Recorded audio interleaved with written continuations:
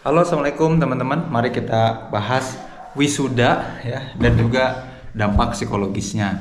Sekarang lagi rame banget orang-orang kemudian ngomongin soal wisuda ya. Malah ada yang kemudian menuntut atau menyebarkan narasi, udahlah wisuda itu cukup bagi orang-orang yang lulus jadi sarjana gitu ya, yang kuliah berhenti untuk kemudian mewisudakan TK, SD, SMP, SMA.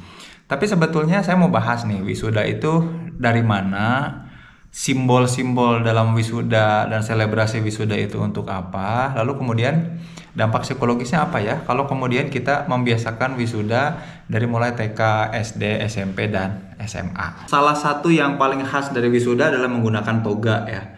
Toga itu kemudian simbol yang memang jubah besar, lebar, panjang ya, seperti gamis yang berwarna hitam, yang kemudian ada warna-warna tertentu kemudian ya di sampingnya.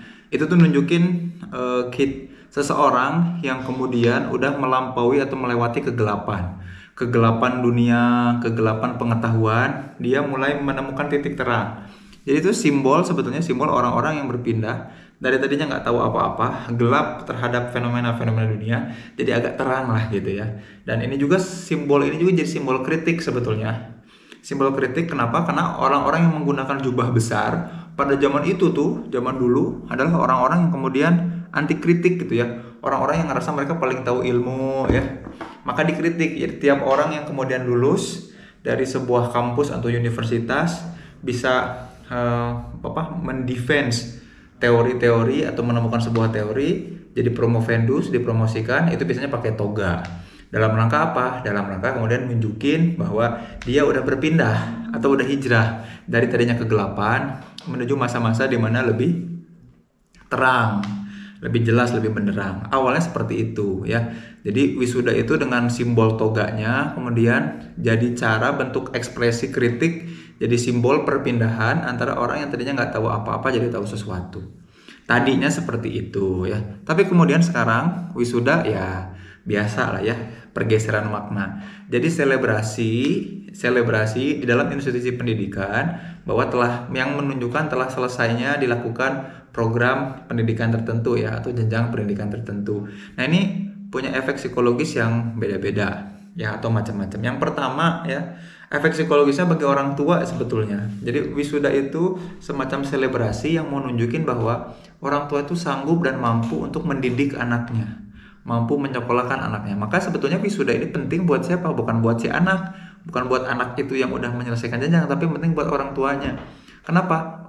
Sebagai selebrasi bahwa orang tua ini mampu untuk menyekolahkan anaknya. Karena kan nggak mudah dan nggak murah sekarang itu nyekolahin anak. Ya masa nggak ada wisuda ya. Walaupun kemudian lambat laun jadi protes ya, biaya wisudanya jadi mahal. Tapi balik lagi, ini semacam flexing bahwa aku tuh sanggup menyekolahkan anakku ya. Aku sanggup menyekolahkan anakku, ngasih pendidikan terbaik buat anak. Jadi wisuda itu seringkali pentingnya memang buat orang tuanya dibandingkan buat anaknya. Jadi simbol apa? Simbol selebrasi, simbol resepsi bahwa orang tua bisa kemudian nyekolahin anaknya. Maka wisuda itu ngasih efek psikologis kebanggaan ya, pride. Jadi part of family. Makanya kalau teman-teman wisuda sarjana tuh banyak yang ngeliatnya orang-orang yang dari kampung, sekeluarga datang pakai bis gitu ya, nganterin anaknya untuk wisuda. Kenapa? Karena kebanggaan. Kebanggaan keluarga kita punya orang yang berpendidikan. Kebanggaan keluarga bahwa kita akhirnya punya orang yang jadi sarjana. Dari zaman dulu jadi selebrasi itu. Jadi wisuda punya efek psikologis yang penting buat siapa? Orang tuanya. Nah, TK, SD, SMP, SMA pun ternyata punya efek yang sama ya. Masuk TK udah mulai belasan juta ya, masuk SD udah puluhan juta. Makanya masa wisudanya biasa-biasa aja. Ini jadi selebrasi atau semacam flexing di mana orang tua ngasih tahu bahwa aku sanggup nyekolahin orang tuanya. Tapi bagi anak efeknya apa? Nah, selebrasi-selebrasi atas capaian-capaian yang sebetulnya jenjang-jenjang yang ya biasa aja untuk dilewati, itu hati-hati ngasih efek yang namanya toxic positivity ya. Toxic positivity itu kita ngasih feedback, ngasih insentif, ngasih reward, ngasih hadiah atas sesuatu ya yang padahal memang mestinya biasa-biasa aja. Reward atau insentifnya kan mestinya kemampuan. Makin pinternya seseorang, anak itu makin mampu melakukan sesuatu, makin berkontribusi buat orang lain, makin bijaksana cara berpikirnya. Ini mah jadinya diselebrasi dengan hadiah-hadiah yang nggak relevan sama kehidupan.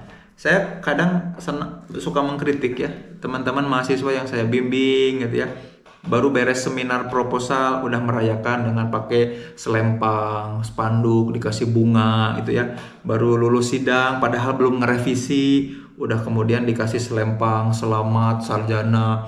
Terus kemudian dirayakan sama bestinya, teman-temannya, dikasih banyak atribut-atribut, dikasih bunga, karangan bunga dan lain-lain. Sebuah selebrasi yang bahaya, hati-hati jadi toxic positivity. Kenapa? Karena apa sih kontribusi dari yang dia lakukan selama berkuliah gitu ya? Apa yang dia kerjakan dan dia dapat selama dia sekolah? Nah, itu juga perlu kita evaluasi. Jangan sampai kita ngasih reward, ngasih insentif atas hal-hal yang barangkali bukan karya. Nah, jadi anak itu terbiasa untuk dirayakan sesuatu yang atas capaian yang semu atau abstrak. Nah, bagi si anak itu jadi toxic positivity, dan juga nanti ada efek lanjutan namanya efek kehampaan. Beres dari perayaan selalu ada kehampaan. Jadi semacam kita ketawa lepas, hahaha, tiba-tiba ada silent moment, ada hening. Itu tuh momen-momen kehampaan. Terlalu tinggi merayakan bahagia, memang selalu ada silent moment, hening moment yang itu nimbulin kehampaan. Nah, bayangin kalau masa kehampaannya lebih panjang daripada masa perayaannya. Dan memang selalu gitu kan. Masa perayaan paling sehari semalam, tapi kehampaan seminggu kemudian harus nyari ke sekolah baru, harus nyari kerja, harus pusing. Itu kan masa kehampaannya lebih lama daripada masa perayaan. Nah, itu ngasih efek kehampaan yang tinggi dan juga membiasakan anak punya masa jeda kosong buat depresi. Itu waspada. Itulah efek samping dari perayaan wisuda ya, yang tadinya simbol hijrah dari kegelapan ke terangnya pengetahuan, jadi selebrasi kebanggaan, insentif atas sesuatu yang barangkali abstrak dan semu, dan juga hati-hati tentang toxic positivity dan kehampaan.